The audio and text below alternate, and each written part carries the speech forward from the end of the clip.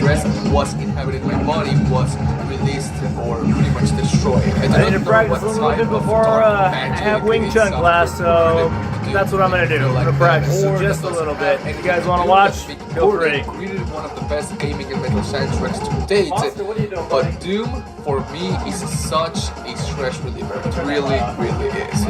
But what this does to you, leave your answer down below. And well, I went into a pretty big tangent back there, but let's get to the point of this video. It is one that I have been wanting to talk about for a long time. Sorry, I'm kinda getting sick. Doom 4, and I'm not talking about Doom 2016, but about the first Doom 4 game idea that was designed and coded by id Software.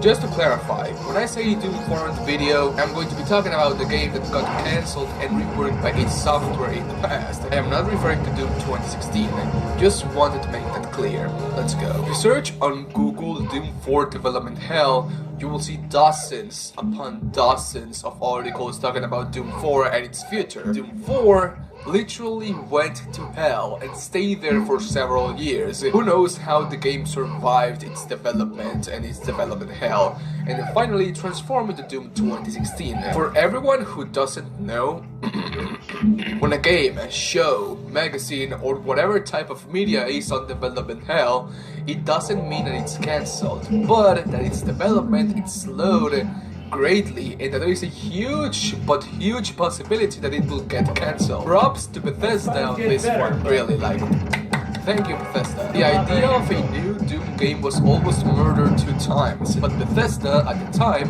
refused to completely let the franchise die and tried everything to let it stay alive and finally transform it on what it is today, Doom 2016. There are a lot of variables of why Doom 4 transformed into Doom 2016, and at the early stages of the idea of Doom 4 never saw light. The only bits and pieces of information we got from Doom 4 was from a teaser trailer that aired back in 2011 or 2012, I think I remember correctly, where it clearly shows that the game was going to be driven heavily by a narrative and plot. Loads of cutscenes, a Call of Duty type approach, I'm going to talk about that in a second, a post-apocalyptic setting, and no freaking ripping and tearing like a demigod. Obviously a huge disaster. Doom 4 was apparently going to be a sequel to the very infamous Doom game that is Doom 3. And I say infamous because if Doom 3 was a standalone game, it would have been perfect. And it's still a great game, but Doom fans want to play as a very fast boy, heavily induced metallic sounding headbanging testosterone. Not like a marine who can barely run at all. The game is great actually, but it fails to catch the essence of Doom. In the Doom 4 teaser, we get to see the types of gameplay mechanics the game was going to have. First-person shooter, it's obvious, driven heavily by the atmosphere, as we can see our new Doom Marine on a sewer fighting against the imps, at which let me know that in this game, even imps were going to be a threat for our protagonist. Imps, I-M-P-S, imps, pretty much the kind of father from Doom 2016.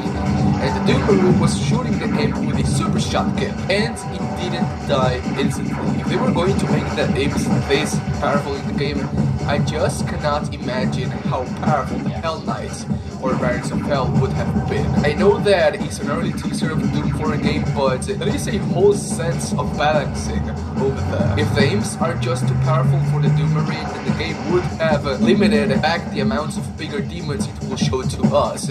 Maybe making the Hell Knights to be mini-bosses and the Variants of Hell would be actual bosses. The game was set on a post-apocalyptic setting, one in which apparently someone or something opened a portal to another dimension, which we will know that it was hell.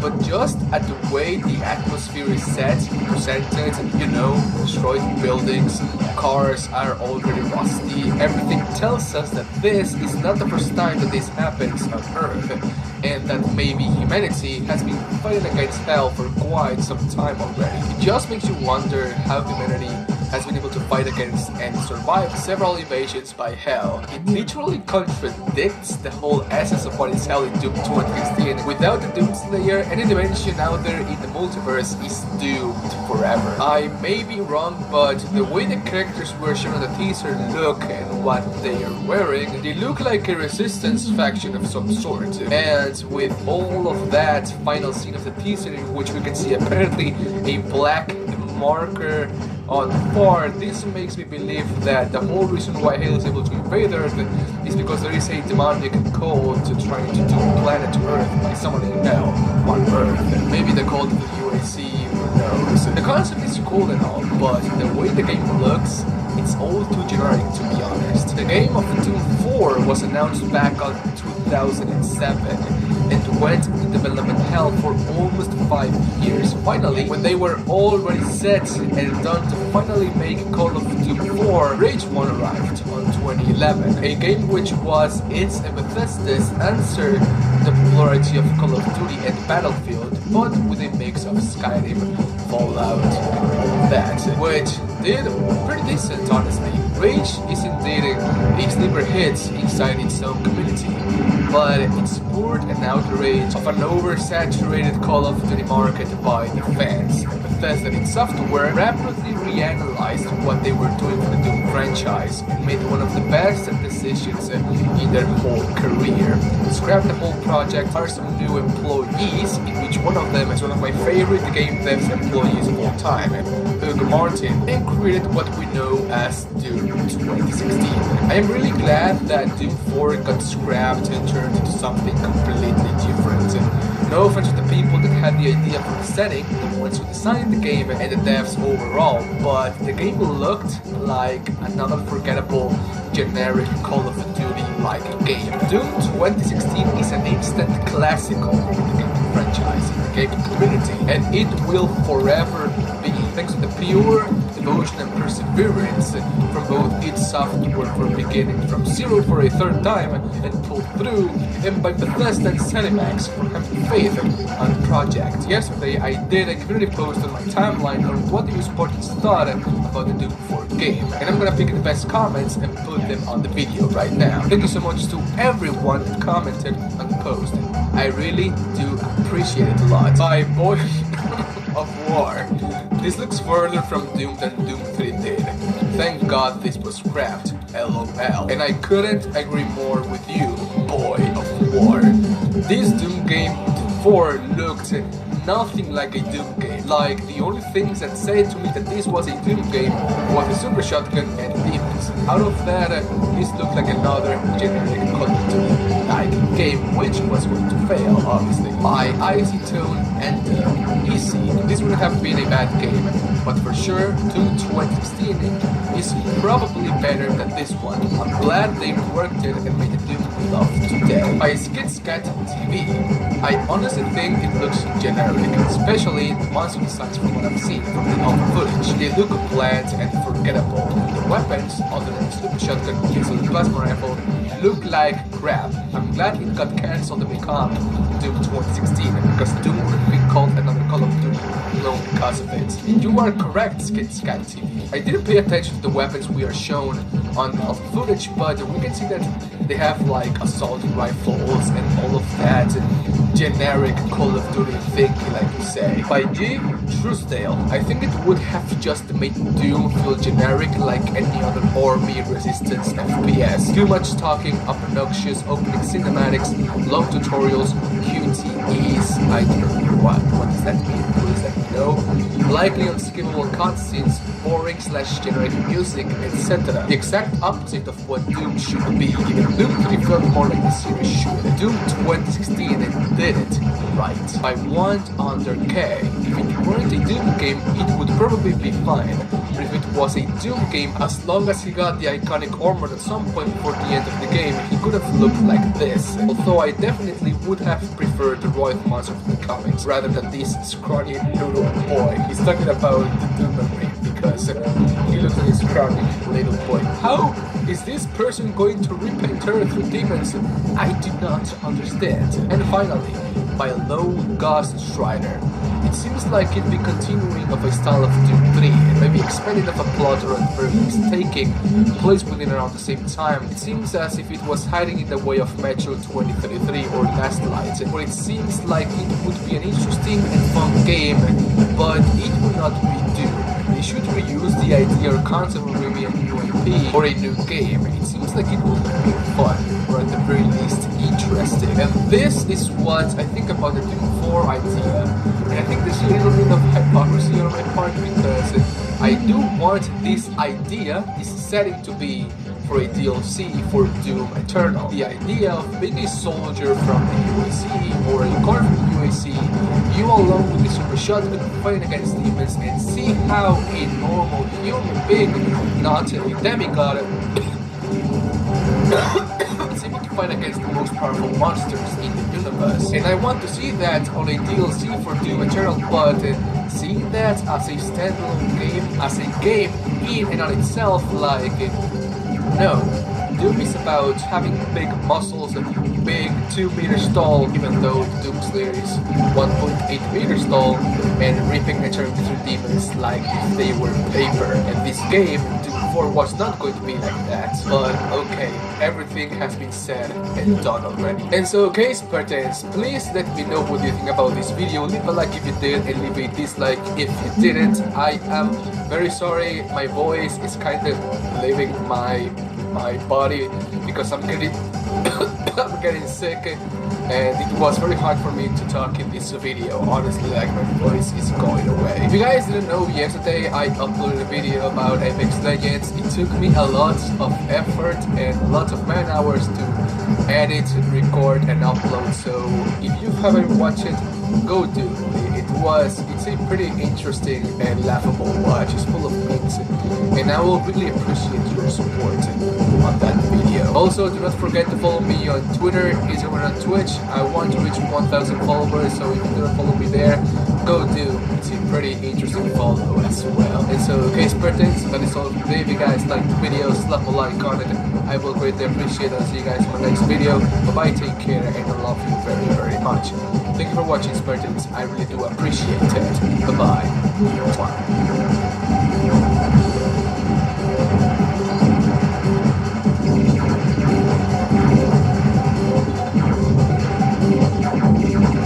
So thanks to Godzilla Boy for suggesting this video and for his incredible persistence as well. Double F in the comment section, please. They knew you would come, as he always had, as he always will, to feast on the blood of the wicked.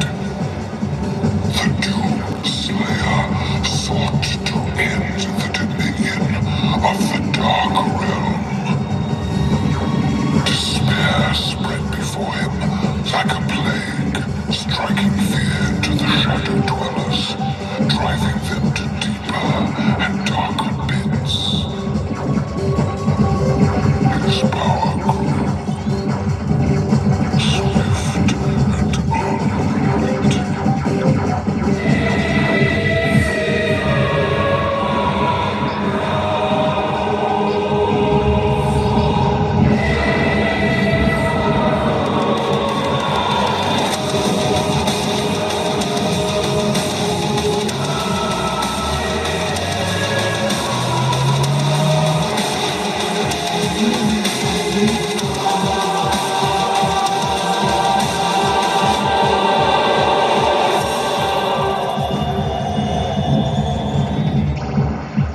The Dark Souls universe is one of the most unfair places for both the player and the chosen undead. Sometimes people tend to misunderstand just how powerful some of the characters inside Dark Souls are. Lord Gwyn is literally a god, and Grave Lord Nito is the god of death, who can kill anything with its miasma. The Doom Slayer, chosen induced testosterone metalhead versus the Dark Souls universe and the Abyss. My name is Midnight, and today I'm going to analyze the Doom Slayer and the Dark Souls universe completely and see if the Doom Slayer can survive inside the Dark Souls universe. Let's go. Follow me on Twitter, Instagram, and on Twitch, and join the Discord server. You will not regret it. For the Dark Souls universe, I want to do something very special. The Dark Souls series is one of the most beloved games of all time. The story is so good that you have millions of people subscribe to channels for one reason alone. It's lore. So for this video and probably future ones, I am going to talk about one Dark Souls game per video. And in today's video, we're going to talk about Dark Souls 1. And the reason for that is because in terms of lore, Dark Souls 1 has the most powerful creatures in all of the games. Lord Gwyn, Nito, Sith, the Scaleless, the Bait of Chaos and all of its demons, the Abyss, and of course, Manus, the Father of the Abyss. I am planning to do a part 2 on this video because the amount of information inside the Dark Souls universe is insane, and I want to cover as much as possible. So smash like if you want, leave a comment on who is your favorite boss, and let's do this. The lore behind Dark Souls is very confusing. From Software created a game where much of the story is revolved only in speculation. So I'm just going to stick with the facts that we do know about the game. Coming out right at the beginning of the concept of time existed the Age of Ancients. Ginormous arch trees that connected seemingly one world to another, and of course the almighty everlasting dragons. But at some point on the Age of Ancients, fire was created, and with it, humanity and the souls of the lords. Gwyn acquired the soul of light, Nito the soul of death, Isolith the soul of life, and the forgotten pygmy, the soul of darkness. With the power of the souls, Gwyn, Nito, and Isolith, with the help of the Knights of the Dark Soul, waged war against the everlasting dragons, challenging their might. For a reason, the dragons were the ones on top of everything in the Age of Ancients. But the might of the Lord of Sinta, death, and life was too much for the everlasting dragons. Sith, the Scaleless dragon, with the help of Great Lord Nito, the witch Isolith, and Gwyn, the Lord of Cinder, brought the everlasting dragons to near extinction. And after that, the Age of Fire began. After the Age of Fire began, life began to flourish. Amazing cities and civilizations were created. Lord Gwyn created the beautiful and amazing city of Anor Londo, the city of the gods. And all was going great for Lord Gwyn and his kingdom. But, as we know, fire cannot burn forever, and the flame that gave the Lords of Souls their power was beginning to fade. And this made every Lord of Soul anxious, because if the first flame ceases to burn, then the Age of Dark will come, giving humans who have the Dark Soul godlike powers and dethrone Gwyn from his position. The first attempt to rekindle or to copy the flame was made by the witch of Isolith. They used a soul to recreate flame, but at some point something went very wrong, and instead they created the Flame of Chaos. The witch of Isolith and her daughters used every bit of her powers to subdue and control this flame, but the Flame of Chaos lived I'm gonna call it and couldn't be controlled. Get ready for Wing Chun. I gotta run some errands, but I definitely wanted to get a little bit of hand practice in before I go to class and practice. I made a video of my new hairdo.